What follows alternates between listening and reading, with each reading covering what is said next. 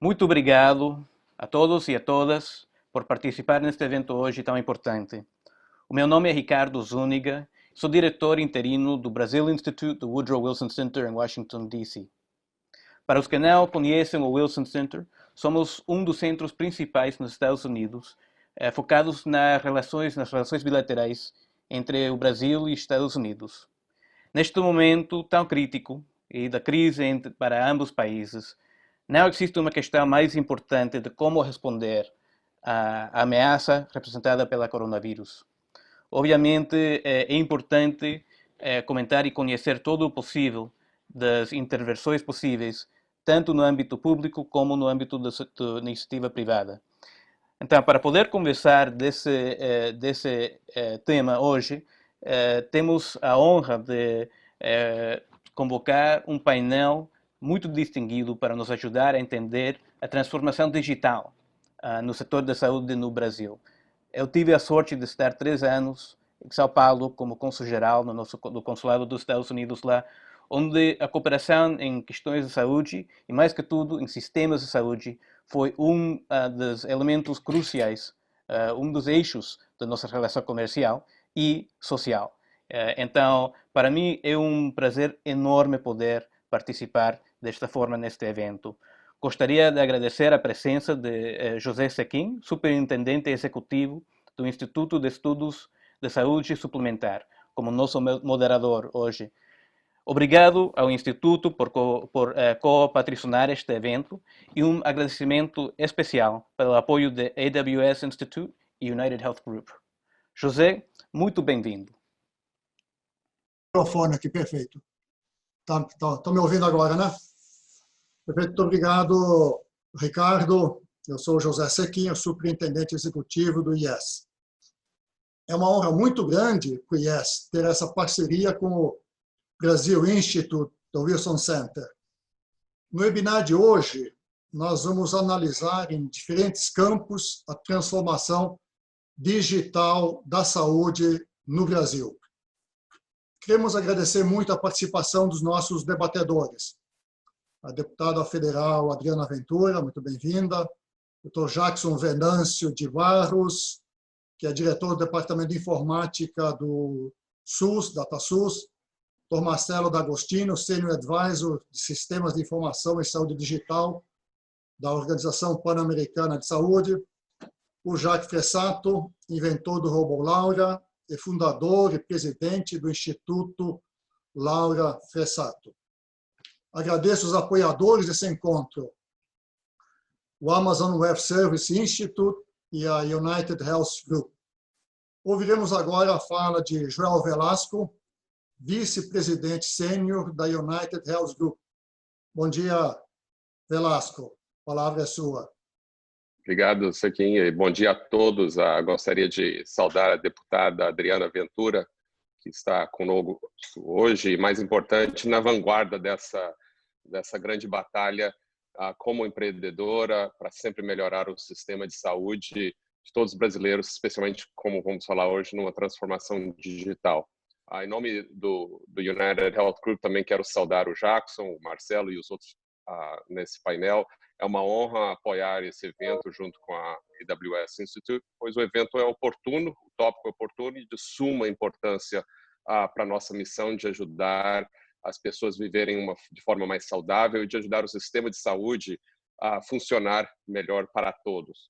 Acho que a gente só vai cumprir essa missão se avançarmos nessa transformação digital. E para começar essa discussão hoje, decidimos apresentar um vídeo de uns 5 minutos que tenta imaginar o mundo no futuro após essa transformação digital na saúde. Nesse vídeo, me desculpem que a boa parte está em inglês, nós imaginamos o que seria possível uma versão do futuro. O intuito não é descrever como vai ser, mas simplesmente imaginar. Não prometer curas, mas buscar soluções. Ok, José, vamos continuar com a conversa e mostrar o vídeo uma vez que nós tivermos e distribuir aos participantes hoje, que temos uma boa lista de ouvidores hoje, mas José, vamos seguir com perfeito. os painéis. Eu estava ligando o microfone que estava com dificuldade. Muito obrigado, Joel. Nós temos hoje uma excelente oportunidade para construir uma visão ampla sobre transformação digital na saúde brasileira. Isso envolve todo o sistema de saúde, público e privado. Você que nos acompanha pode enviar perguntas pelo e-mail brasil@wilsoncenter.org ou pelo Twitter @brasilinst, Brasil com Z nos dois casos. Vamos direto então ouvir os nossos debatedores. Para termos oportunidade de realizar um encontro bem dinâmico, peço que a fala de cada um se limite a algo entre 5 e 10 minutos. De acordo? Começo com a deputada Adriana Ventura, que é autora da lei que permite hoje o uso da telemedicina durante a pandemia. Deputada, muito obrigado pela sua presença. O espaço é seu para suas considerações iniciais. Muito bom dia. Eu quero agradecer muito o convite do Wilson Center, na pessoa do Ricardo. A você, ministro Sequim, ao Jackson, ao Marcelo, ao Jaque e também ao Joel. E é um prazer falar sobre esse tema tão importante. Eu realmente me sinto, é uma honra para mim. Então, para falar sobre esse tema a gente tem que lembrar que aqui no Brasil, de uns anos para cá, o Ministério da Saúde já lançou oficialmente em 2016 o programa da telesaúde com foco na atenção primária. Então, quando a gente fala de telemedicina, né, e telesaúde de uma maneira mais ampla, ela se tornou componente da estratégia digital da saúde do Brasil. E essas diretrizes, assim, dentro de um âmbito do Sistema Único de Saúde do Brasil, que eu acho muito importante, o objetivo ele é muito nobre, porque é reduzir filas de espera, reduzir tempo de atendimento e evitar deslocamento necessário. Para falar da telemedicina e da pandemia e desse processo todo que está acontecendo, eu gostaria de separar em dois momentos. A gente tem o antes da pandemia, antes do Covid-19, né, onde existia, quando a gente fala de telemedicina, nós temos uma resolução do Conselho Federal de Medicina que está vigente, que é de 2002, depois que tivemos a revogação da resolução 2227, que foi muito polêmica, né? E a questão aqui é que precisa ser discutida, né? As pessoas falam muito que faltou comunicação, faltou discussão, então foi revogada. E então começaram uma discussão que ainda está em construção, uma nova resolução. Agora, o que a gente percebe? Isso vem acontecendo ao longo dos últimos 15, 20 anos, já está acontecendo. Então, a gente tem exemplos de sucesso no Brasil. A gente tem o estado de Santa Catarina, que desde 2007 tem todo o estado coberto, né, no uso de telemedicina. Tem o estado do Rio Grande do Sul, São Paulo e outros estados que se destacam. Agora, o que é bom falar? Durante a pandemia, realmente a gente precisou cuidar melhor desse assunto. Então, o projeto de lei, que agora virou lei, de minha autoria e de outros coautores, autoriza o uso da telemedicina durante a pandemia. Então, eu estou aqui para contar que foi um processo muito interessante, porque tivemos união na comissão do coronavírus, da comissão externa, tem vários coautores, e é um período importantíssimo até para que médicos da sociedade experimentassem, porque na pandemia não dá para as pessoas saírem de casa, o deslocamento fica difícil, existe a questão das pessoas riscos, médicos mais velhos. Então, assim, para quebrar resistência, e foi muito bom. A gente teve a portaria do Ministério da Saúde, a 467, que foi válida durante a pandemia, e depois teve uma medida provisória que falou de receita, de atestado, e, mais recentemente, uma portaria que recolocou todos os itens de tabela de procedimento do SUS, de teleconsulta, telemonitoramento, para todas as categorias de saúde, de uma maneira geral. Então, ficou amplo. Agora, o que é interessante falar? Existe, eu vou trazer alguns números interessantes aqui. Tem uma pesquisa da Associação Paulista de Medicina, nós fizemos uma audiência pública, então os números que eu vou trazer aqui foram números que foram apresentados lá, mas só para ilustrar. Durante a pandemia, foi apresentada pela Associação Paulista de Medicina uma pesquisa que foi feita com médicos, né, 2.300 médicos, e a pergunta era: nesse momento de pandemia, você tem realizado atendimento à distância? 51% respondeu sim. Então, a gente vê que vários aderiram. Outra pergunta que chama atenção: você fez algum treinamento para utilizar a telemedicina? 90% falaram não, não fizemos. Então, a gente percebe que tem um espaço enorme ainda para evoluir, para treinar, inclusive. E o mais interessante, qual recurso de comunicação à distância que você utiliza? 70%, 69% para ser exato, WhatsApp, que na verdade nem é a ferramenta mais adequada.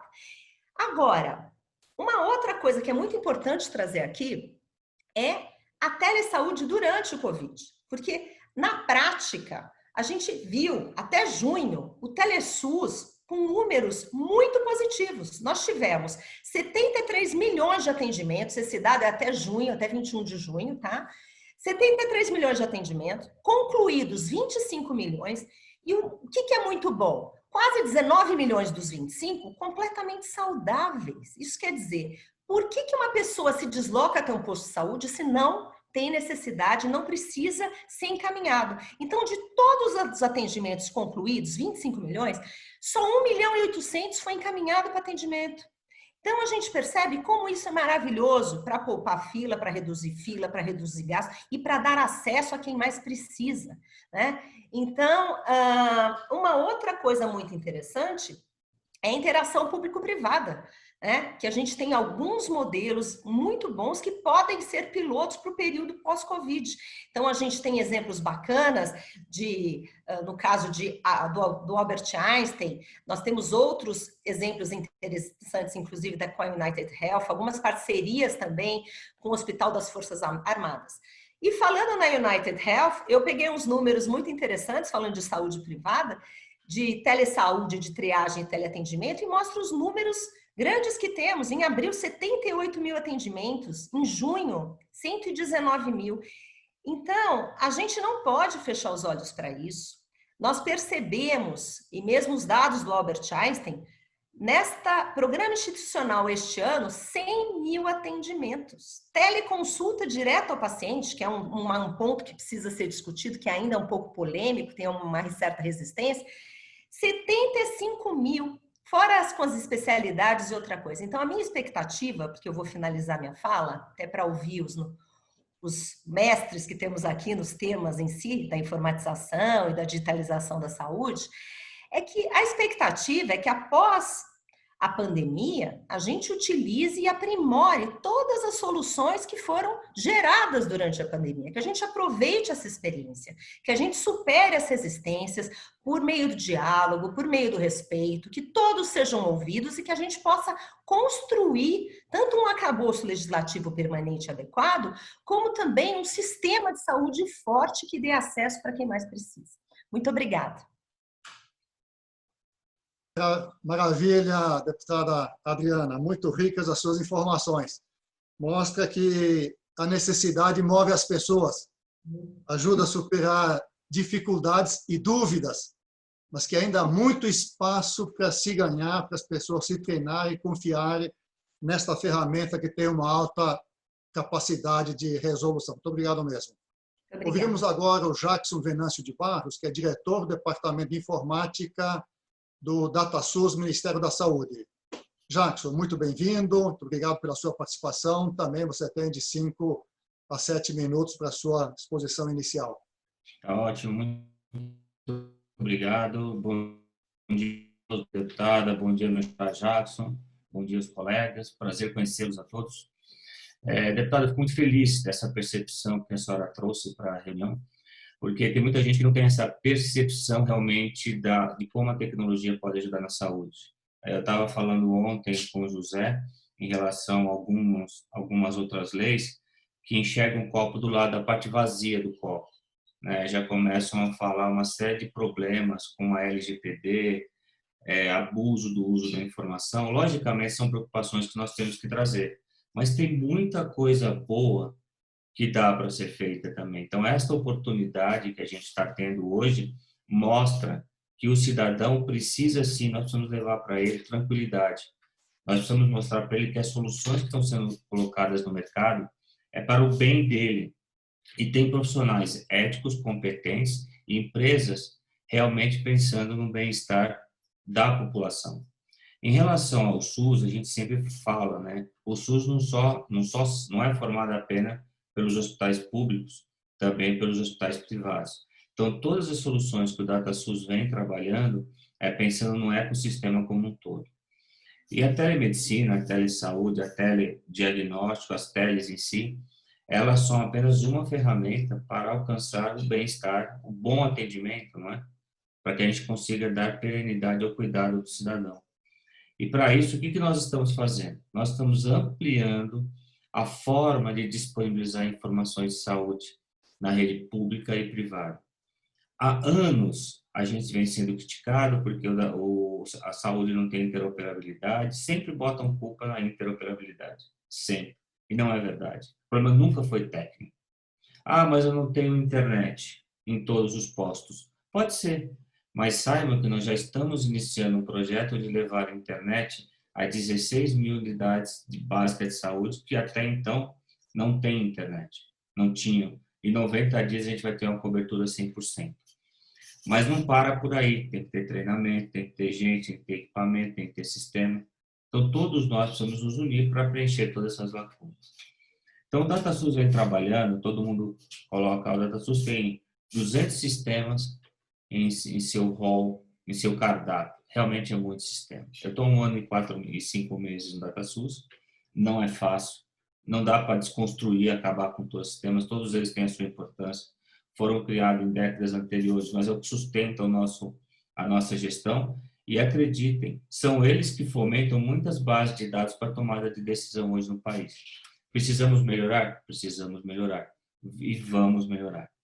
Com isso, a gente vem trabalhando no conceito de disponibilidade de uma rede nacional de dados de saúde. Eu até ontem fiz usei um artifício só para explicar, é como se eu colocasse várias caixas d'água, uma por estado, e vou preencher essas caixas d'água com informações que o DataSUS já tem. Nós temos bilhões de informações lá que, infelizmente, as informações não são devolvidas para a atenção primária nem para a atenção especializada.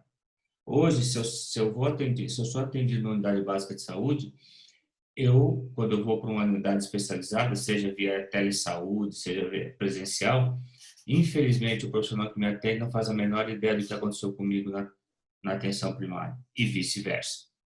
Então, só o fato de nós conseguirmos liberar essa informação já vai trazer uma série de vantagens e uma visão ampliada do profissional de saúde para dar a conduta médica. Vou dar um exemplo para vocês aqui. A gente recebeu algumas críticas porque os projetos anteriores partiam do princípio: ou eu informatizo tudo ou não integro nada. Nós não estamos partindo desse pressuposto. O pressuposto que a gente está partindo é: eu tenho alguma coisa e esta coisa que eu tenho eu vou sim integrar, eu vou sim interoperar. Vou dar um exemplo para vocês. Imagine que eu tenha que fazer uma campanha de câncer do colo do útero. Eu não estou trafegando o resultado de exame de Papa Nicolau. Mas se eu souber que aquela mulher faz anos que não vai ao médico e não faz esse exame, quando ela for atendida, certamente o profissional médico vai perceber que ela não está fazendo os exames de forma uma vez por ano. E a chance dela a partir daí ele pode sim solicitar um exame para ela. Hoje ninguém tem essa visão, independente do resultado do exame. Só o fato de saber que ela não vai regularmente ao médico.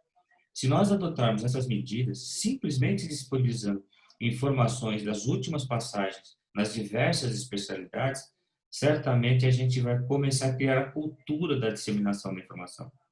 Depois que essa cultura estiver enraizada e todo mundo começar a perceber o seu valor, certamente a gente vai poder ampliar os outros leques de opções. E aí, finalizando a minha fala, eu entendo que a gente está fazendo é construindo uma estrada. O caminhãozinho está vazio ainda, não tem problema, tem pouquinha coisa. Mas depois que a estrada estiver pavimentada, aí o céu não tem limite. A gente pode colocar outras coisas, porque a gente já vai estar acostumado e já vai ter rompido a barreira do desconhecido. Então, eu mais uma vez agradeço o convite e espero poder contribuir. Um bom dia. Obrigado, Jackson. Enquanto você falava das dificuldades, a não existência de redes, infraestrutura em todos os lugares, isso não pode ser um impeditivo para se andar. Tive experiências pessoais, no tempo que eu estava em Brasília, no Ministério, exatamente sobre esse ponto. Queríamos informatizar e diz, mas a padaria não tem computador.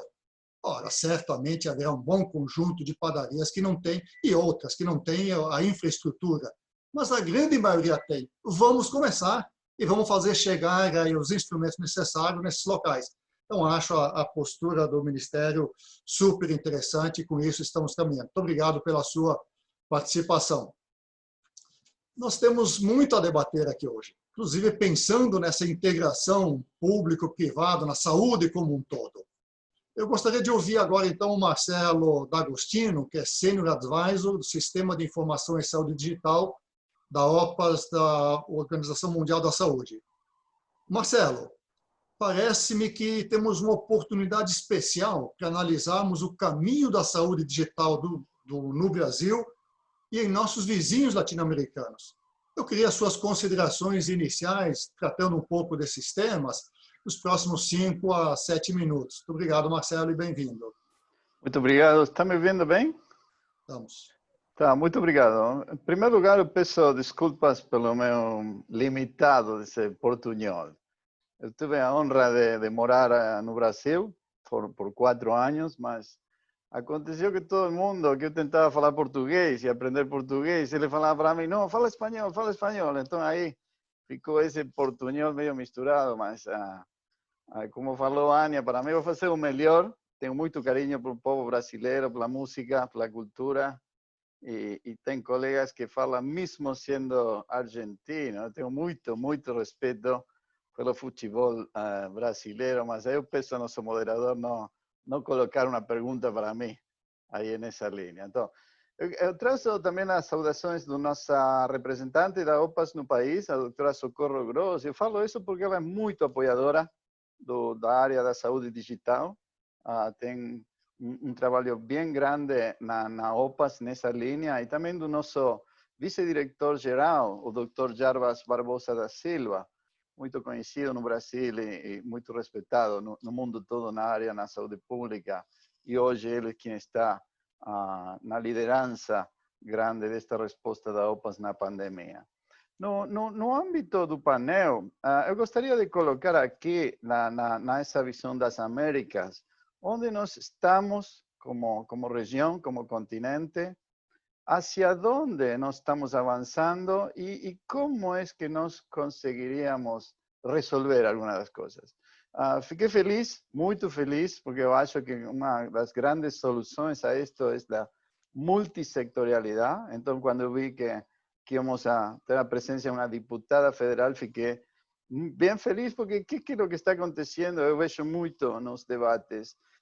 Organizamos uma fala, por exemplo, de inteligência artificial, e nós convidamos expertos de inteligência artificial, então fica uma coisa muito ao interior da discussão. Então, esse enfoque de colocar o setor privado, uma diputada, etc., realmente parabéns para o Instituto Wilson, para a United Health, e muito obrigado pelo convite. Queria colocar umas questões que também falou Jackson.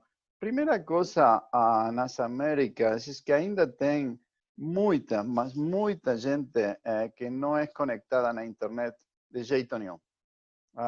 Tem outros, tem mais de 100 milhões de pessoas que têm uma falsa conectividade, que falam, mas tem telefone celular, mas é bem diferente, tem um smartphone, que você consegue fazer muita coisa, com telefone celular, que você máximo consegue fazer uma ligação ou mandar, não sei ainda se essa palavra é utilizada ou é dos anos 80, dos torpedos, ou SMS com o celular. É completamente diferente.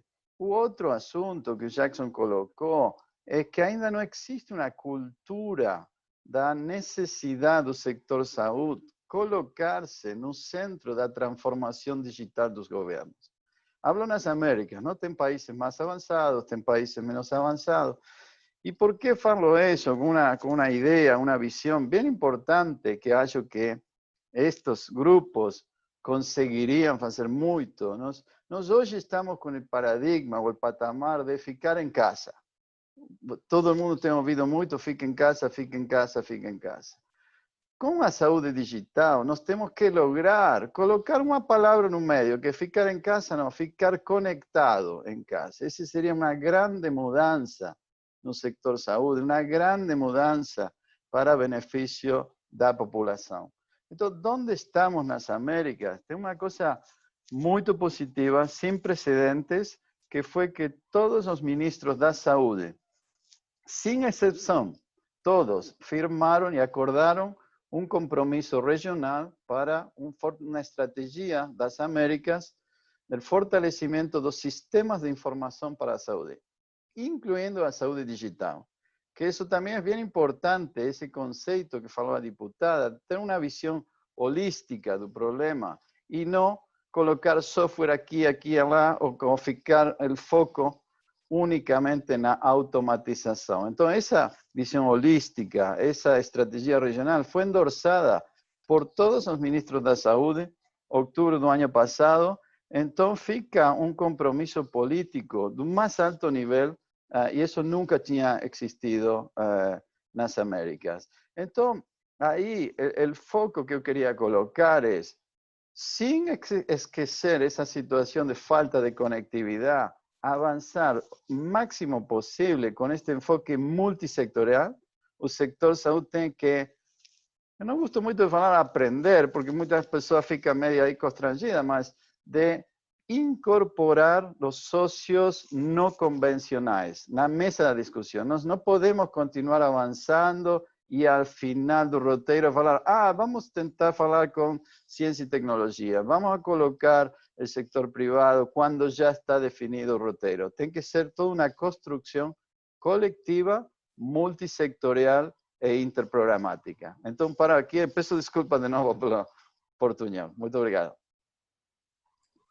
Perfeito, Marcelo. Seu português está excelente, perfeitamente compreensível. Eu acho absolutamente elogiável essa iniciativa de conseguir esse compromisso com o ministro da Saúde das Américas, no sentido de vamos trabalhar sistemas de informação.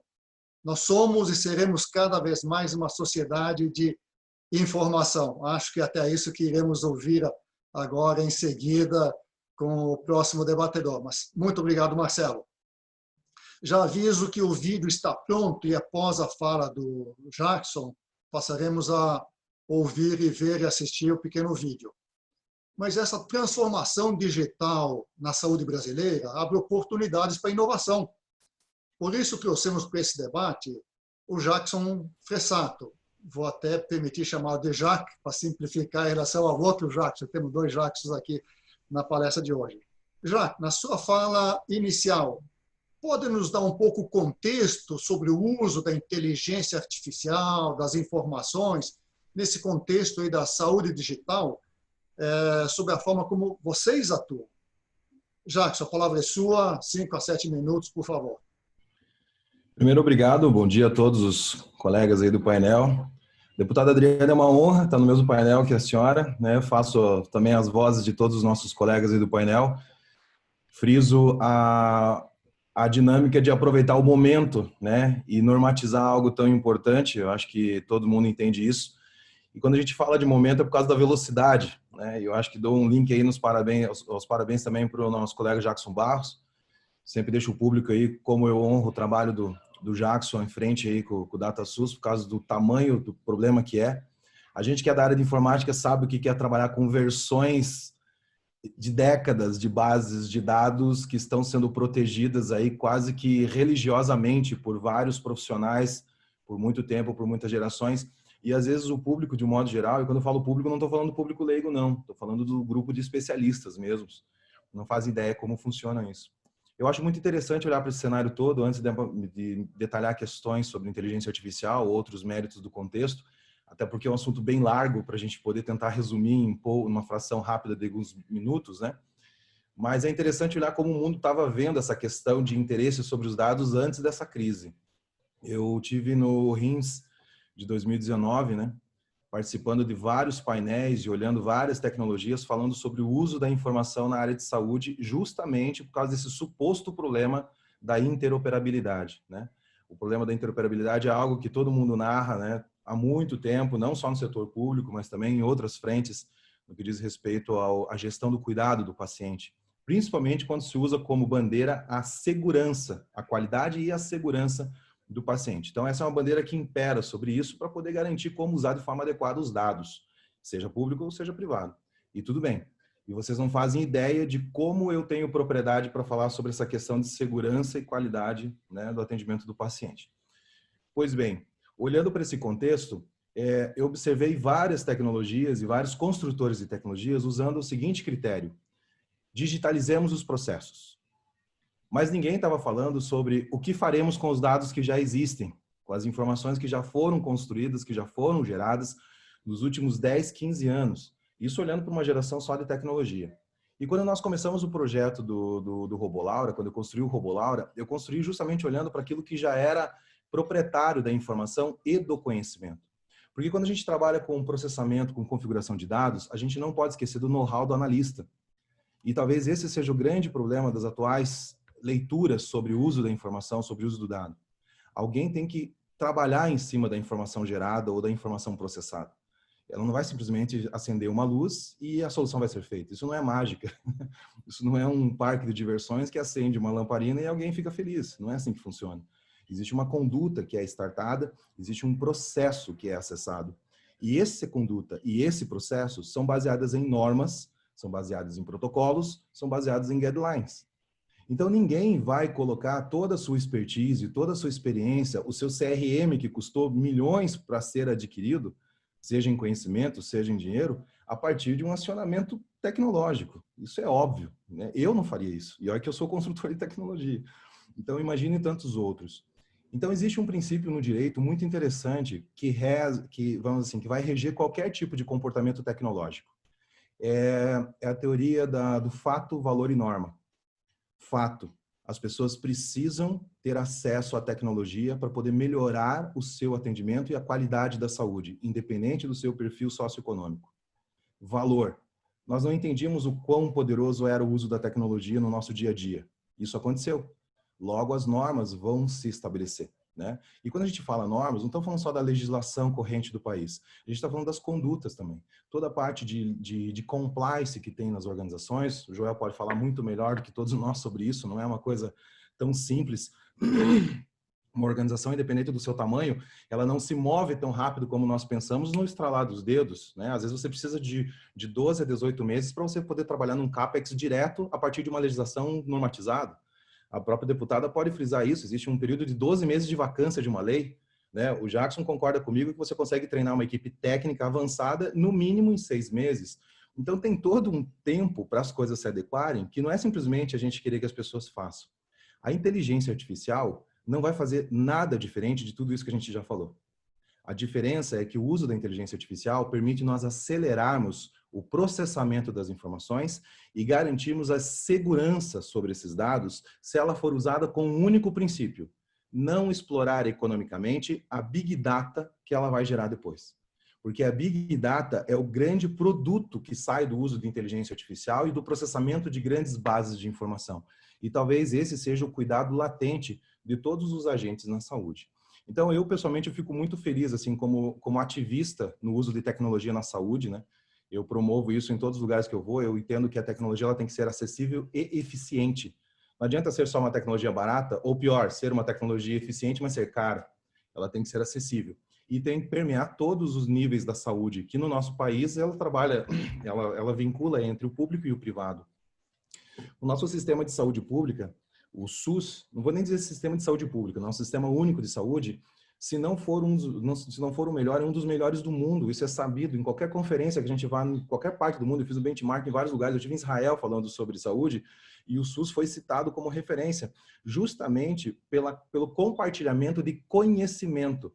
Pode até não haver um compartilhamento da informação individual do paciente, ou do caso, ou da situação. Mas, por exemplo, existe vários projetos e vários trabalhos de compartilhamento de conhecimento sobre casos específicos de tratamento de câncer, de tratamento de situações específicas, de epidemiologia social, e isso não existe em outros países de alta performance no uso de dados.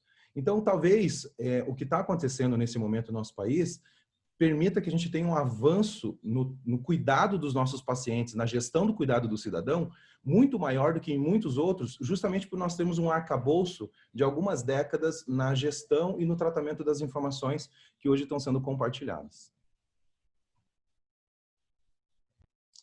Muito obrigado, Jacques Fessato. Parabéns pela sua iniciativa, pelos resultados que você já alcançou e pelas considerações que você trouxe compartilhar com toda a nossa audiência. Muito obrigado. Acho que apresentou muitas opções importantes e como falou o Joel, só uma visão de um futuro possível, mas acho que todos reconhecemos que o futuro chega muito mais pronto do que esperamos. Então, eu acho que uma boa série de exemplos do que se tem que debater com antelação e como temos que preparar o terreno para esse tipo de futuro. Então, José, eu passo a palavra de novo para você. Perfeito. Muito obrigado, Ricardo. O vídeo nos mostra que não devemos ter medo da tecnologia. Ela vem para nosso benefício. Ela vai afetar as pessoas de forma diferente. E temos que ter, então, noção das consequências sobre os diferentes tipos de grupos que pertencem à sociedade. Aqueles que são afetados negativamente, teremos que achar, a sociedade terá que achar as compensações devidas. Eu quero lembrar a nossa audiência que pode enviar perguntas para nós aqui e também incentivar os debatedores a trocarem comentários entre si, sempre que o desejarem, não se acanhem. Quero abrir o debate puxando o tema da integração digital a partir do DataSUS. Jackson, há uma tentativa no Ministério da Saúde em integrar as informações dos pacientes, evoluindo para uma maior conectividade entre os sistemas público e privado de saúde. Jackson, você pode nos dar, por favor, uma visão sobre esse projeto de integração de dados, acesso aos estados, municípios, interlocução com o setor privado, as dificuldades e os desafios que você está enfrentando nessa empreitada aí? Jackson, a palavra é sua. Ok. Primeiro, obrigado novamente. Vamos lá. Nós começamos esse projeto, esse programa chamava Conecte SUS, que era uma ideia que a gente iniciou em Alagoas. Por que Alagoas? Por ser um estado pequeno, um estado com 20% apenas das UBSs implantadas, e qualquer coisa que fizéssemos em Alagoas poderia ser praticada no restante do país. E o que nós fizemos de forma concreta? Criamos essa caixa d'água e pegamos todos um conjunto mínimo de dados formado pelas internações, pelos atendimentos da atenção primária, pelos exames, não os resultados, mas os procedimentos executados, pelas vacinas e pelas medicações tomadas. E começamos a encher a caixa d'água. Só que nós tínhamos alguns desafios. E desde o início nós tínhamos que propiciar que 3 atores tivessem acesso a essa informação. Primeiro ator, o cidadão. Segundo ator, o profissional de saúde. E o terceiro ator, o gestor. Há uma reclamação muito grande de estados e municípios da dificuldade de acesso às informações de forma estruturada. Então, nós criamos esse arcabouço tecnológico focado na disseminação de dados. A gente até usou levar a informação para quem precisa no momento que precisa. E aí são esses atores que nós comentamos. Criamos um aplicativo chamado Conecte SUS. Esse aplicativo, ao alimentar a caixa d'água, automaticamente a informação é propagável para esse aplicativo. E esse aplicativo ele usa como chave primária o famoso CPF. Que é uma outra discussão. Muito se fala em CNS. O CNS foi uma aposta de gestões anteriores muito importante. E é bom deixar claro aqui que as coisas que nós estamos propondo agora, ela só foi possível por causa de questões feitas no passado, porque se não fossem feitas no passado, a gente não saberia nem ter parâmetros, nem ser feito um benchmark para estar propondo, colocando essas propostas no ar agora. Então, o que nós fizemos? Juntamos esse conjunto mínimo de dados, carregamos essa caixa d'água e disponibilizamos as informações. E aí a gente já vai conseguir ter carteira de vacinação digital. Vai ser um baita de um golaço o Brasil ter uma carteira de vacinação digital. Existem gaps? Lógico que existem gaps. Ou ninguém aqui nunca tomou vacina e foi no posto de saúde e ele colocou só um pauzinho dizendo mais 1, mais 2, mais 3. Porque se eu não pego o CPF da pessoa, se eu não consigo identificar quem tomou a vacina, eu não consigo levar essa informação para a carteirinha digital. E muitos de nós temos aquela... Eu nem sei mais onde está a minha carteirinha, eu confesso que eu não sei. A única que está guardada é a do meu filho. O resto eu acredito que sei, né? Então, esse entendimento a população vai ter que ter também. Essa comunicação com a população é um grande desafio. Nós vamos começar com a carteira. Segunda coisa que nós temos, por causa do Covid, a gente decidiu ampliar as caixas d'água para todo o país já está conectada, já está ligada. E essa grande rede hidráulica, usando o blockchain como... Desculpa, o cachorro hoje está usando o blockchain como camada de proteção da informação. Isso já andou e a gente carregou com o resultado dos exames de laboratório do Covid. Então, nós já temos hoje quase 1 milhão de resultados de laboratórios privados. Isso nunca aconteceu. Então, a gente já se conectou com os grandes laboratórios que, utilizando um envelopamento internacional, veja, são padrões internacionais que nós estamos usando.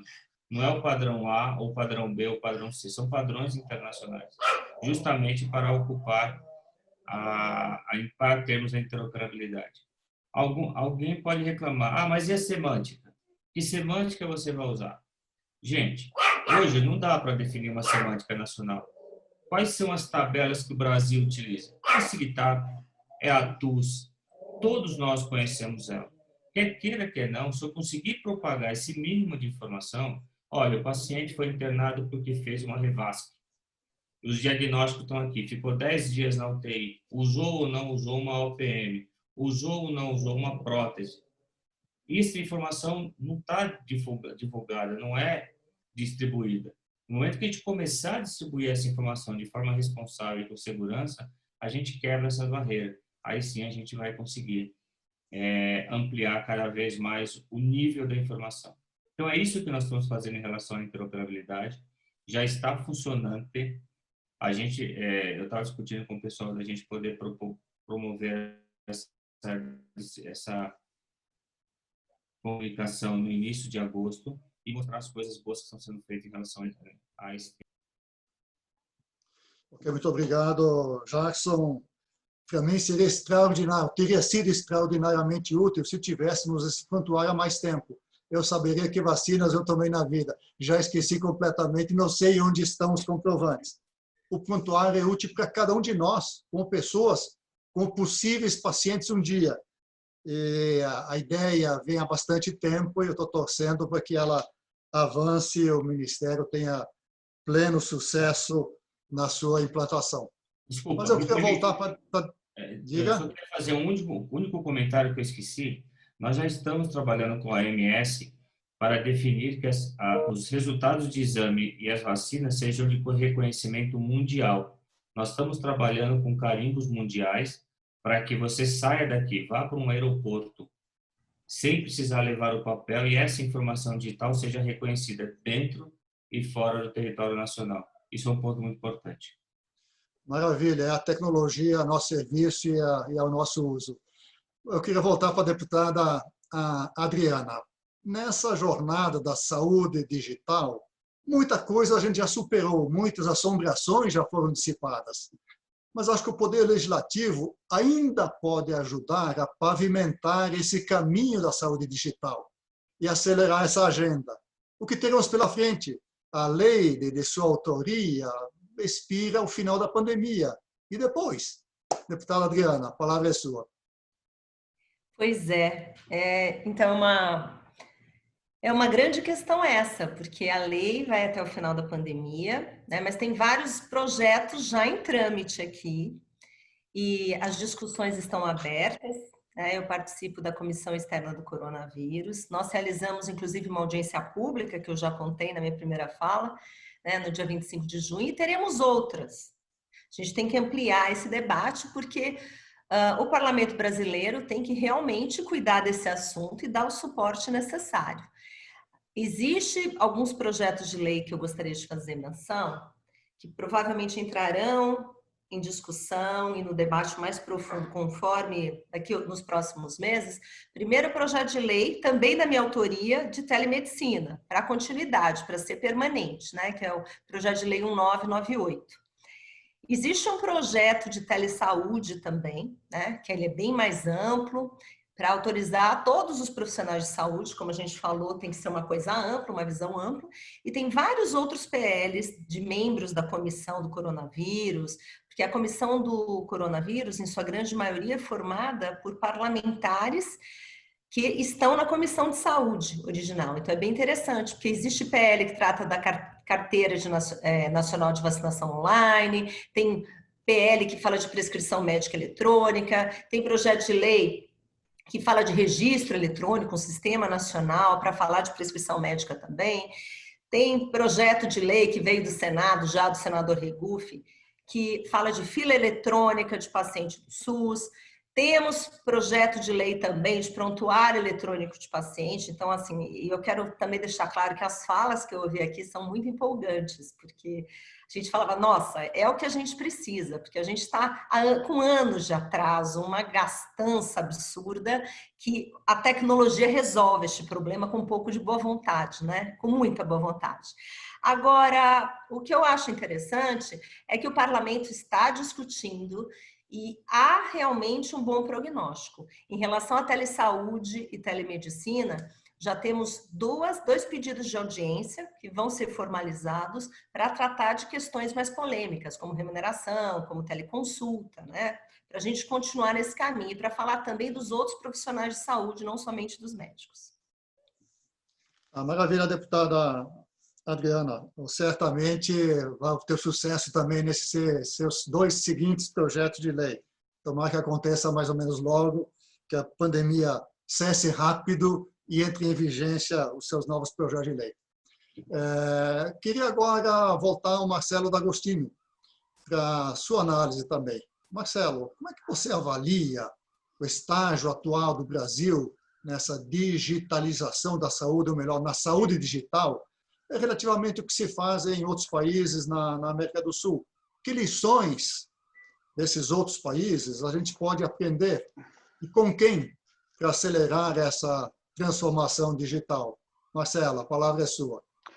Muito obrigado, José. Primeiro, parabéns pelo vídeo, fiquei super empolgado e aí também fiquei pensando que pena que não nasci 30 anos depois, não? Para poder desfrutar isso daí. Parabéns. Bom, o Brasil tem uma grande tradição nas questões de saúde digital, isso é conhecido mundialmente, tanto agora que se chama saúde digital, e-saúde, informática médica, informática em saúde. Inclusive, nós temos que tentar, quem trabalhamos nesta área, de segurar um conceito e avançar com o mesmo. Senão, estamos criando uma confusão, que cada 10 anos estamos renovando esse nome da área. E isso pode gerar alguma confusão na hora da incorporação no serviço. O Brasil tem uma experiência fascinante com DataSUS, parabéns. Eu acho que eu deveria pagar um royalty, porque em cada palestra que eu participo, eu faço alguma menção no DataSUS, e realmente fiquei bem feliz de ouvir que Jackson falou e reconheceu que é um processo que está sendo construído baseado na experiência do passado, porque isso é clave, a sustentabilidade baseada nas experiências no passado.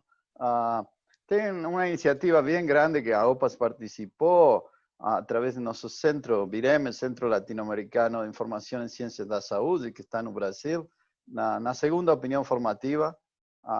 E tem outros. Nós trabalhamos muito com a rede universitária de telemedicina do Brasil, com a Rede Nacional de Ensino e Pesquisa.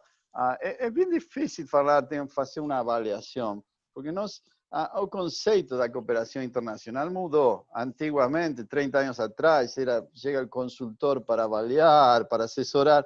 Hoje, sinceramente, se eu vou para o Brasil, eu vou para aprender e para ver o que eu consigo transferir nos outros países. Tem uma tradição também que eu tive a oportunidade de participar em várias sessões com a Sociedade Brasileira de Informática em Saúde. Isso foi criado 34 anos atrás. Eu tenho certeza que tem gente assistindo esta palestra que nem tinha nascido e o Brasil já estava criando a Sociedade Brasileira de Informática em Saúde. Mas também tenho certeza que tem pessoas aqui conectadas que falam, mas por que nós não fomos ouvidos mais profundamente? Porque há 30 anos que está falando de tecnologia. Eu sempre falo, o que está acontecendo com a inteligência artificial? Adorei a fala de Jackson também, porque inteligência artificial existe há 30 anos, não é algo novo. Tem ciclos. Inteligência artificial, tem redes neuronais. Então, a nossa responsabilidade hoje é colocar essas áreas para sempre e não colocar de novo um novo ciclo que vai aparecendo e desaparecendo. Tem tradição Brasil também na lei da acesso à informação. Isso é bem importante e por isso eu gosto muito ouvir que do DataSUS, o conceito dato, está envolvido aí, mas eles falam de tecnologia, sistema de informação, na famosa interoperabilidade, que, entre aspas, eu estou falando já a maior interoperabilidade possível para parar com esse discurso de que vai haver full interoperability. Isso um pouco é uma visão a largo prazo. E claro que destaco entre os avanços todo o trabalho da diputada, estive pesquisando todo o seu trabalho estes dias atrás e tomara, como falam aí no Brasil, que isso continue e não seja só até o final da pandemia. E, finalmente, uma reflexão nesta área que o Brasil tem também trabalhado muito, é todo este negócio da proteção de dados pessoais. Isso é clave, mas quando estamos falando de dados, também acho que algo que poderia ser interessante de estar olhando dos outros países é o conceito de desagregação de dados. Hoje é bem difícil. Ontem eu participei de uma palestra na União Europeia de medicina personalizada. Para todo, hoje nós vamos precisar uma análise de dados críticos e de dados desagregados para poder atingir a las populações em situações de vulnerabilidade. Então eu queria colocar isso também, porque é bem importante para garantizar que vamos avançar com tecnologias da informação, mas sempre com um foco na redução de inequidades. Muito obrigado. Obrigado, Marcelo. O tempo voa, faltam menos de 30 minutos. Então, vou passar diretamente para o Jacques, ouvir a opinião dele sobre qual pode ser esse papel da inteligência artificial e digitalização da oferta para uma saúde de mais qualidade. O que é que ela pode contribuir para a melhoria do atendimento e dos resultados clínicos das pessoas? Que barreiras têm que ser superadas para a gente conseguir esse objetivo? Jackson Fressato, por favor. Faço minhas palavras da deputada da felicidade de que a gente tem de ouvir vários argumentos, né? Vários pontos de vista com relação às limitações e às dificuldades e onde a gente pode chegar. Mas, assim, eu entendo que as barreiras, as restrições, elas continuam sendo as mesmas de 10 anos atrás. Elas não mudaram muito. Elas estão muito mais no âmbito conceitual do que necessariamente tecnológico. E sim, a inteligência artificial, ela não é um produto novo. Ela é, na verdade, resultado de N produtos que já foram validados e que funcionam. Se a gente for fazer uma visita breve sobre o histórico da computação, a histórica da inteligência artificial, nós estamos falando de uma solução com mais de 60 anos. Ponto, né? Só que não acontecia antes, porque nós não tínhamos, primeiro, tecnologia capaz de processar o volume de informação que nós temos hoje. Nós não tínhamos o volume de informação que nós temos hoje, né? Se nós olharmos 10 anos atrás, nós não tínhamos tanto volume de dados como foram gerados nos últimos 5 a 7 anos, né? É só a gente fazer uma pequena pesquisa online, a gente vai ver o quanto nós geramos de informações pessoais e eu acho que muito importante, estruturadas, né? Não adianta só gerar informações. Informações perdidas não querem dizer nada. Eles precisam um namorar com o outro para poder gerar conhecimento, para poder gerar qualquer tipo de coisa. Dado perdido em qualquer lugar é só arquivo ocupando espaço, que não serve para nada. A gente precisa de uma configuração dessas informações. Por isso que eu sempre friso, o estofo do analista, das pessoas, dos especialistas que usam essas informações, ele é muito mais importante do que basicamente o uso dessa informação. É aí que entra a grande resistência e, ao mesmo tempo, a grande oportunidade que a gente tem no uso de inteligência artificial. Eu não posso dizer sobre o futuro, eu não me permito falar sobre o futuro de forma nenhuma, porque eu não tenho esse dom e nem essa pretensão de narrá-lo. Mas eu gosto de falar o que aconteceu nos últimos 10 anos, porque eu comecei a trabalhar com inteligência artificial em 2012, não foi ano passado, né? Então, trabalhar com inteligência artificial em 2012, quando nós não tínhamos nem ferramentas para integrar a base de dados, e essas bases de dados eram completamente proprietárias, isso sim foi um momento difícil, né? Hoje está fácil. Hoje as pessoas estão com vontade de trabalhar com as informações, de ceder dados, de compartilhar, né? Nossa, existe um affair muito grande, inclusive, com relação a isso. Não necessariamente com qualidade, mas acontece. Agora, o uso da inteligência artificial se mostrou muito eficiente quando a gente conseguiu agregar o valor na tomada de decisão. Independente se nós estamos falando de um único profissional, de uma equipe trabalhando. E a tomada de decisão acelerada, não necessariamente ela é de baixa qualidade quando você vem com ela municiada de informações para todos os players do processo. Então, quando a gente está falando da gestão de cuidado, né, e tudo isso, toda a nossa conversa está relacionada com a gestão do cuidado, seja ela no hospital, seja em casa, seja com a própria pessoa, seja como for, ela está municiada por uma série de personas, de pessoas nesse processo. Por exemplo, desde como o hospital é abastecido com suprimentos, com informações e com processos, desde a qualidade de conhecimento dos profissionais que estão envolvidos, desde a qualidade do time assistencial. Então, os primeiros projetos que nós trabalhamos com o RoboLaura, a coisa mais interessante que aconteceu foi a integração dos times. Foi o processo de conversa, foi a capacidade das pessoas, então, terem tempo e qualidade de dados para sentarem entre elas e falarem assim, a gente precisa mudar essa conduta, a gente precisa mudar a nossa decisão. Só que fazendo isso com horas de antecedência, porque aquela perda de tempo analítica que o profissional tem que fazer para poder fazer a parte matemática, a parte estatística do processo, foi feito pelo robô. Então, o grande ganho que eu vi nesses últimos anos e que eu entendo que talvez seja o principal fator de aceitação do uso da tecnologia é entender que a tecnologia ela é potencializadora, ela não é substitutiva.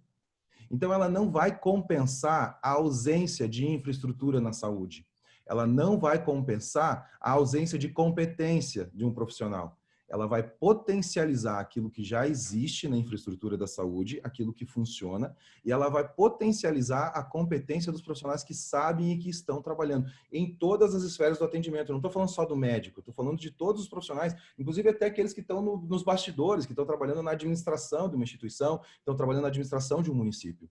Nesse momento, nós estamos com uma parte da tecnologia trabalhando com assistência ao cidadão. Então, por exemplo, a Prefeitura de Curitiba, ela tem à sua disposição a Laura para conversar com o cidadão, para tirar as dúvidas do cidadão e para orientar ele para onde ir dentro da infraestrutura da cidade. Então, o robô ele não faz uma mágica, ele não leva a pessoa para um patamar de atendimento diferente. Não, ele vai conduzir para o atendimento que existe na cidade, só que ele faz isso de forma organizada, baseado num layout organizado dentro da infraestrutura que existe. Mas as pessoas podem falar, tudo bem, mas Curitiba tem um sistema de saúde, né, que funciona há anos, bem estruturado. A gente está com a mesma situação numa cidade no Nordeste, funcionando da mesma forma, que inclusive passou em rede nacional ontem a reportagem sobre isso, também usando o robô para potencializar aquilo que a cidade tem, aquilo que os profissionais sabem fazer. Então, o que eu entendo com a inteligência artificial, o que eu vejo com clareza, é que a inteligência artificial vai permitir dar velocidade nos processos que já estão qualificados. Esse é o primeiro passo. A partir disso, o poder criativo é imensurável, né? Então, entender o que nós podemos fazer, o que nós podemos gerar a partir do uso adequado da informação e entendendo que tudo está sendo feito com segurança dentro dos processos, a nossa capacidade de fazer o novo é imensurável nesse sentido. A única coisa que eu sempre bato na tecla é que independente de qual a nossa iniciativa inovadora, ela sempre tem que respeitar o trilho da norma. Sempre. Sempre. Existe uma frase que eu sempre falo quando eu estou falando sobre inovação e sobre empreendedorismo, que é: se não for explicitamente proibido, é obviamente permitido. Ok, para você criar, para você inovar, isso é sensacional. Agora, quando a gente está falando de uma necessidade básica humana, que é a saúde, né? A saúde é uma das 5 necessidades básicas humanas, a norma já está claro, ela tem que ser segura. Então, qualquer inovação que nós formos trabalhar, qualquer processo que nós formos inovar, ela tem que respeitar o crivo da segurança. Primeiro a segurança da pessoa, depois a segurança da privacidade da pessoa, depois a segurança da informação e assim por diante, respeitando toda essa cadeia, né, de segurança que envolve o uso de dados de informação. Quando a gente faz isso, a coisa flui muito normal. Eu posso falar para vocês que, apesar de toda a dificuldade que eu tive foram 10 anos trabalhando no projeto e nos últimos 4 anos implementando, nós passamos por vários questionamentos. Eu fui apontado por profissionais em vários aspectos. Tipo, mas você não tem um artigo científico que valide o uso da tecnologia, você não tem isso, você não tem aquilo. 4 anos depois, as pessoas não nos questionam mais sobre isso, porque os resultados falam por si. Entretanto, nós desenvolvemos artigos científicos, nós pegamos vários fóruns de conversa de profissionais e linhas jurídicas para entender como nós estamos trabalhando com isso. Nós fechamos uma parceria com o Ministério da Ciência e Tecnologia para homologar o que nós estamos fazendo. Ou seja, nós temos que envolver todos os players no que diz respeito à inteligência do que está por trás desse processo. Muito obrigado, Jackson. Gostei muito de você caracterizar a tecnologia como potencializadora. Isso deve ajudar a dissipar um pouco as assombrações que muitas pessoas podem ver por trás da tecnologia. Temos perguntas aqui já da audiência. Vou fazer 2 para DataSUS, depois para a deputada. A pergunta vem: o DataSUS está capitaneando as ações da saúde digital no país. Dá para assumir tamanha responsabilidade sozinho? Ainda para DataSUS. Gostaria de ouvir o DataSUS como garantir a conectividade em todo o país com o advento tecnológico da Rede Nacional de Dados em Saúde. Jackson, a palavra é sua. Bom, primeiro que não estamos sozinhos, né? É bom deixar claro que o DataSUS é só o orquestrador, mas tem muita gente competente das secretarias finalísticas, do CONAS, do CONASEMES, das agências reguladoras e do próprio Congresso. Eu quero deixar isso claro porque é com o apoio de todos, né? Não é... Mas alguém tem que estar com essa batuta. Eu entendo que o DataSUS tem condições de segurar essa batuta, mas ele sozinho não faz absolutamente nada. A gente escuta todo mundo. Entenda que o SUS, diferente de outras ações federais, ele é tripartite, então ele carece muito do apoio do município, muito do apoio dos estados. Então essa jornada da estratégia de saúde digital está sendo construída com o apoio de todos. Tá? É bom deixar isso claro. Formado por esse grupo de especialistas que eu comentei, e lá são definidos, então tudo isso que eu venho aqui a público é porque lá já foi colocado, já foi dito, já foi pactuado, tá? Não existe nada, o Ministério da Saúde não age sozinho, não tem como fazer isso. Então esse é um ponto. O segundo ponto, veja, ninguém consegue garantir nada 100%, né? O que a gente consegue é muita perseverança e resiliência para bypassar todos os desafios. Nós aprendemos muito com a Alagoas. A gente encontrou vários problemas de tamanhos diferentes no interior de Alagoas, muita gente engajada, a dificuldade que eles têm, você ainda vê eles sorrindo.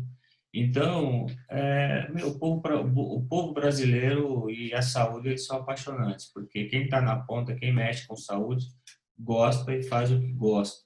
Então, isso também é um ponto. Com todas as dificuldades que a gente vê aí na televisão, falta de EPI, falta de medicamento, falta de gente, mas estão lá, estão na frente. Então, é esse povo que está nos ajudando, que está tentando fazer com que a gente consiga. Não vamos conseguir resolver 100%, não vamos.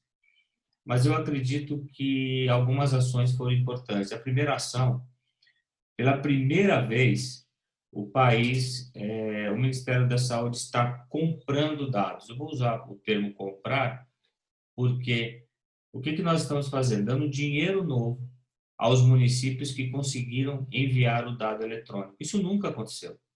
Então, isso é um incentivo a mais para o município. E ele mesmo vai correr atrás com as suas próprias pernas para saber que ele precisa informatizar, porque é um dinheiro novo para o bem dele, para o bem dos munícipes dele. Então, isso é algo, para mim, uma quebra de paradigma. A segunda ação que o Ministério tomou, junto à Secretaria de Atenção Primária, foi dar um dinheiro para quem estivesse totalmente alicerçado do uso da tecnologia. Ou seja, eu não tenho tecnologia. Eu não tenho nem como ganhar aquele FII a mais, porque eu não tenho nem como enviar o dado. Então, no município, no estado de Alagoas, a gente deu esse recurso a mais para eles saírem da inércia. E a gente está acompanhando, estamos dando 6 meses para que ele possa se aparelhar e aí, por si só, começar a receber o recurso novo. Então, essas iniciativas, veja, talvez não sejam as melhores, pode ser que surjam outras iniciativas, mas foram as iniciativas que o grupo decidiu que seria importante para poder dar o primeiro passo para auxiliar os pequenos municípios, as unidades básicas de saúde. E, por fim, todo o nosso trabalho vem sendo para fortalecer a atenção primária. Lá é a porta de entrada da saúde. Se nós conseguirmos fazer com que eles tenham uma visão 360 do que aconteceu na jornada daquele paciente, tenha certeza que o encaminhamento para a atenção especializada vai ser com das melhores referências, com as melhores condutas e dos melhores fluxos necessários, possíveis, né? Então é isso. Espero ter respondido os questionamentos.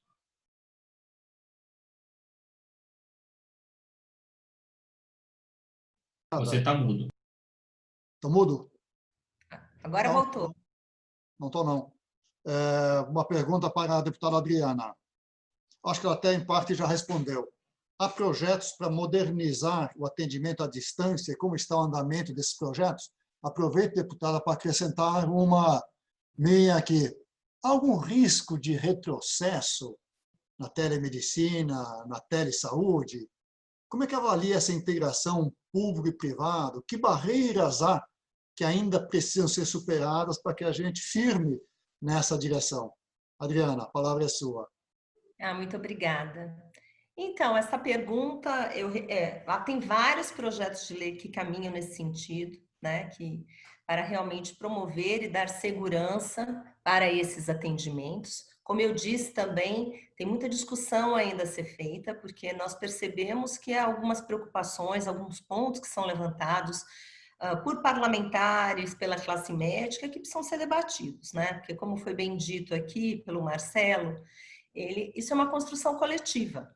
Então, isso a gente vai construindo, mas já tem vários projetos de leis, de todos os tipos, de prescrição médica, de filia eletrônica, de prontuário eletrônico, de telesaúde, de telemedicina, justamente para isso.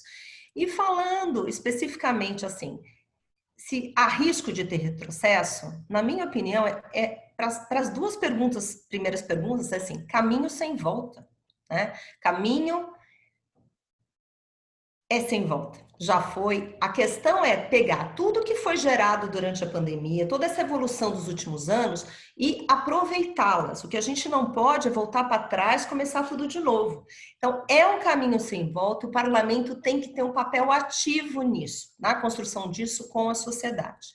Agora, uma outra coisa também que eu acho importante é que nós temos algumas dificuldades que precisam ser superadas. Algumas já foram faladas aqui em relação à infraestrutura. Vocês sabem que eu assisti na comissão externa do coronavírus, o ministro da Ciência e Tecnologia, o Marcos Pontes, ele estava contando das unidades básicas de saúde, que nós temos 46 mil unidades no total, e 15 mil, né, unidades não tinham acesso à internet ainda. E como eles estavam fazendo esse trabalho, e parece que já fizeram 5, 6 mil, mas é um processo. Mas essa em volta, sim. Além dessa infraestrutura mínima que a gente precisa prover, que já foi falado pelos meus colegas que são mestres no assunto, né, de todos os tipos de serviço, plataformas e outras coisas, existe um trabalho muito grande a ser feito de treinamento, formação de capital humano, para a gente ter uma estruturação de uma rede de atendimento, principalmente atendimento básico, que seja integrado e com capilaridade. Em relação aos receios e dificuldades que eu vejo aqui na comissão, e algumas conversas e as audiências que foram feitas, existe um grande debate a ser trazido, principalmente pelos profissionais de saúde, não somente médicos, mas toda a classe, né? Todos os profissionais de saúde que estão envolvidos nisso. Tem a questão da remuneração que precisa ser debatida, existe uma questão de uma preocupação de precarização de atendimento, existe uma outra questão que é recorrente, que já foi trazida aqui pelos Jacksons, inclusive, que é do sigilo e da segurança digital e outras coisas mais. Mas é um caminho sem volta. Ainda bem, porque estamos na rabeira, a gente vê países que desde 96 já tem, a telemedicina já está regulamentada, a gente vê outros países vizinhos aqui também que já tem tudo isso pronto, o Brasil não pode ficar atrás, não. Muito rápida da deputada, como tem sido a receptividade dos demais parlamentares sobre essa questão da telemedicina? A pergunta é de Beatriz Arantes. Bem rapidinho, deputada Adriana.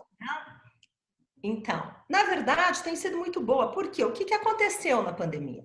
Muitos parlamentares que eram um pouco receosos, na pandemia, experimentaram a telemedicina, porque não podiam sair de casa, porque tinham que continuar prestando seus serviços, atendendo seus pacientes à distância.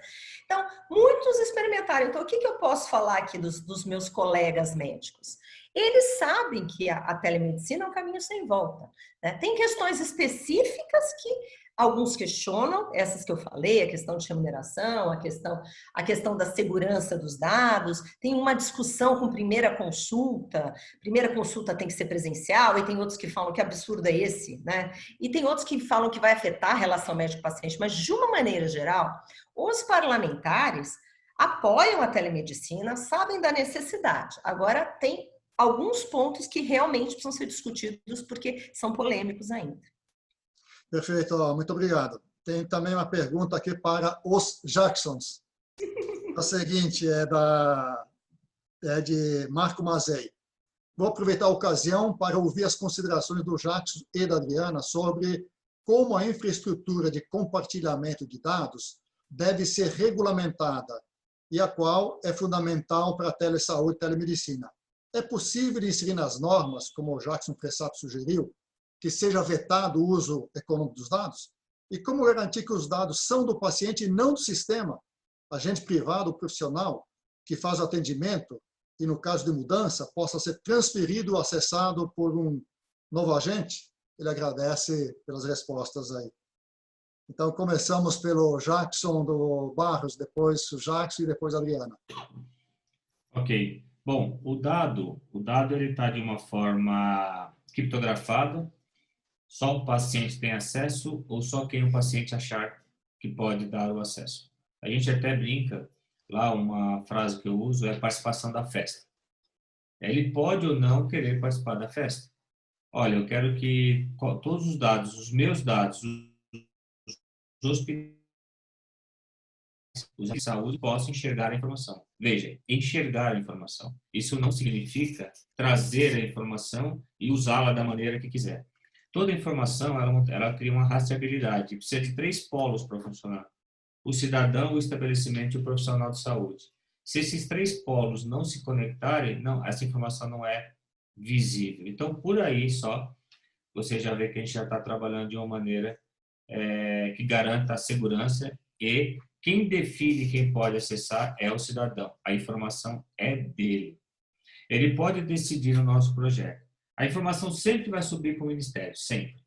Independente da vontade dele ou não, porque hoje isso já acontece e por questões de saúde pública está dentro da competência do Ministério da Saúde. Agora, ele pode optar por, eu não quero que a informação trafegue de forma horizontal. Eu não quero que a informação saia da unidade básica e vá para a unidade especializada. É uma decisão que ele pode tomar, ok? Num primeiro momento, o sistema vai permitir que ele escolha. Quando ele sair da atenção primária e for para a atenção especializada, ele pode liberar o acesso para quem ele quiser, no momento que ele quiser. É mais ou menos assim que a gente está trabalhando. Logicamente, é tudo muito novo. É uma exploração para todo mundo, é um conceito muito diferente do que a gente via até agora, como é a telemedicina. eu participei aí, deputada, da confecção da portaria. Eu faço parte do Comitê de Saúde do CFM. E a gente tomou muita pancada.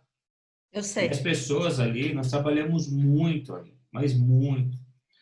A gente não faz parte de como as coisas têm que acontecer para seguir as normas. Mas certamente tudo que a gente tinha que fazer estava dentro do script e gerou aquilo. Fonte de conhecimento para todo mundo. Hoje, muita coisa que está lá já não se discute mais. Porque certamente, se eu fosse olhar aquela portaria hoje, eu olharia de um outro prisma, não é? Então, é questão de momento, é questão de oportunidade. Tem que acontecer o primeiro chacoalhão. Se nós não fizermos fazer com que as pessoas, os profissionais, os cidadãos saiam dessa zona de conforto, a gente não vai alcançar inovação, não vai alcançar mudança. Então, eu estou muito confortável, estamos preparados para todas as perguntas e veja, se a gente errar, não há problema nenhum, a gente dá 2 passos para trás, ajusta para dar 10 para frente depois. Eu acho que é assim que a gente vai conseguir quebrar essa barreira, porque o Brasil merece. O Brasil não pode estar na posição que está. O Brasil tem que ser coadjuvante na área da estratégia de saúde digital. É isso que a gente quer. Jacques Fessato. Eu fico muito feliz, né, de ver tanto o Jackson quanto a Adriana falando sobre isso, porque eles estão em dois circuitos muito importantes quando a gente diz sobre o uso adequado da informação. Mas respondendo à pergunta do Marco, acho que é interessante a gente olhar o seguinte: existe um princípio da segurança da informação que foi muito bem destacado por esses 3 polos que o Jackson citou. Eu uso uma teoria chamada lead ghost, né? O que é o lead ghost dentro da segurança da informação? Ou seja, você transformar a informação do usuário, seja ele um paciente, seja ele um usuário de sistema, numa informação fantasma, a menos que você consiga cruzar as 3 bases, ou seja, as 3 chaves. Se as 3 chaves não estiverem juntas, essa informação ela não vai existir, ela não vai ser amarrada, porque os 3 têm que estar juntos para que isso aconteça. Só que, de alguma forma, essa informação ela tem que ser processada para ela poder gerar conhecimento, para ela gerar uma cadeia de educação, para ela gerar uma nova norma. E é aí que entra todos os pilares de segurança da informação, de base de dados, mas todos eles podem estar embasados pela ética da pesquisa. Eu tenho falado muito sobre isso. Por exemplo, os pesquisadores, usando a informação proeminente, né, da saúde pública, da saúde geral, não precisa saber quem sou eu nesse processo, não precisa saber meu nome, aonde eu moro, do que eu vivo, não precisa de informações socioeconômicas da minha parte, mas eles têm informações sobre os resultados clínicos, as informações clínicas desse personagem, deste número, e o quanto isso representa dentro de uma grande escala, vai permitir que as pesquisas aconteçam, que essas informações surjam e que os resultados venham. Então, o grande desafio hoje é como garantir que toda essa informação seja, primeiro, segura e, segundo, seja pública. Porque se ela não for pública, não vai adiantar nada, ela vai continuar no mesmo crivo. É por isso que eu reforço a minha primeira fala.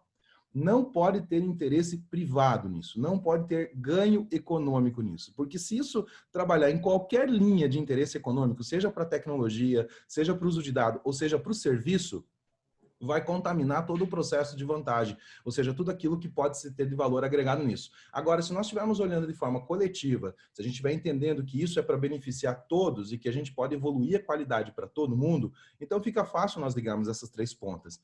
Eu sempre falo isso nas consultorias e nas aulas que eu dou sobre segurança da informação, que é onde está a minha especialidade, onde está o meu estofo.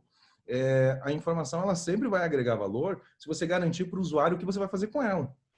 Se me disserem o que vão fazer com a minha informação, eu participo, eu vou para a festa. É como o Jacques falou, eu topo. Agora, se isso for escuso para mim, eu já sei que algo errado está sendo feito. Então, eu acho que a clareza do uso da informação pela pesquisa e a destreza legal que as normas tragam para poder coletar essas informações e armazenarem, vai garantir um grande ganho aí para a qualidade e segurança de todos os atendimentos, principalmente quando eles estiverem digitalizados.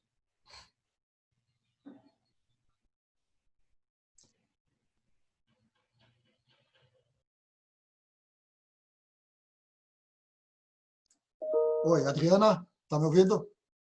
Eu estou ouvindo. Os Jackson já foram perfeitos. Eu estou muito feliz com as respostas deles. Eu acho que, assim, em linhas gerais, falando da questão, a Lei Geral de Proteção de Dados já é marco legal para proteção de dados privados, e no caso da telesaúde a gente tem pontos para evoluir, não é? Então, porque tem coisas que a gente precisa de monitoramento, que a gente precisa de informação para tomarmos decisões, inclusive para fazer esse sistema funcionar.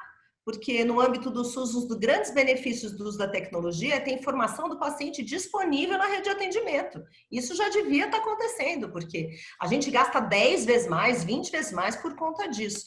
E a questão que o Jackson trouxe também, né, da questão dos interesses público e privado, na minha opinião, eles podem ser conciliados sim. Existe um interesse maior, que é uma construção coletiva. Agora, sim, a questão não é se A vai ganhar dinheiro ou B vai ganhar dinheiro. O que eu acho é que a gente precisa pensar no país como um todo, o que é saudável para o país, independentemente de A ou B ganharem dinheiro. O problema não é ganhar dinheiro, o problema é a gente não ter um atendimento adequado e de qualidade para toda a nossa população. Eu acho que esse é o grande problema, a gente precisa dar um acesso.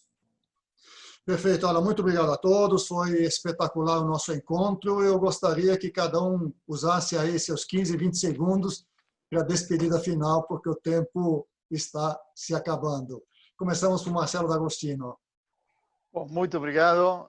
Brevemente, eu acho que se nós conseguimos 5 coisas: saúde digital inclusiva, conectar o mundo desconectado, uma saúde pública aberta, dados abertos, uma ciência aberta, visões de longo prazo que vão além dos tempos políticos, e que toda solução digital seja baseada nas necessidades das pessoas, das famílias, das comunidades, nós vamos mudar o sistema de saúde como nunca antes na história da saúde pública. Muito obrigado mais uma vez. Muito obrigado, Marcelo. Jacques Ressato, por favor. De novo, muito obrigado pela oportunidade, uma honra a gente estar falando. Concordo com o Marcelo nesse sentido. Eu acho que são grandes metas que nós podemos alcançar e, pelo que tudo indica, não vai ser tão longe disso, né? Se nós conseguirmos, de forma breve, ter esse olhar. Sempre vou ser um entusiasta de dizer que a tecnologia permite que grandes pontes sejam alcançadas. Então, talvez a gente ter ficado alguns anos, né, na lanterna de certas oportunidades, né, não só sociais, mas como tecnológicas, talvez uma crise dessa, com todas as frentes que nós tomamos nos últimos anos, permita que a gente consiga dar saltos à frente de outros e trazer oportunidades para os nossos profissionais e para a nossa população. Então, agradeço muito a oportunidade, digo a todos aí para nos acompanhar nas redes, ver tudo que nós estamos fazendo aí. O projeto Robô Laura é público hoje, a gente está podendo trabalhar com o sistema de saúde no país. Nós temos grandes parceiros que estão nos ajudando e realmente se virou um grande ativismo social, levando tecnologia de ponta para todo mundo. Tá bom? Obrigado. Ok, o tempo está acabando, então só um tchau final da Adriana e eu acho do Jackson, que acho que não falou ainda, né? Bom, eu só quero agradecer muito ao Wilson Center e a todos vocês. Foi uma honra participar com tanta gente bacana que quer construir um país melhor. E tocaremos em frente esta pauta aqui no Parlamento Brasileiro. Contem comigo. Perfeito. Jackson. Bom dia. Eu agradeço mais uma vez o convite. Estar aqui com pessoas importantes, inteligentes. Aprendi bastante também. E estamos à disposição, pelo menos para não atrapalhar, para fazer com que as coisas aí aconteçam e que o Brasil realmente alcance o patamar da saúde digital. Um bom dia a todos.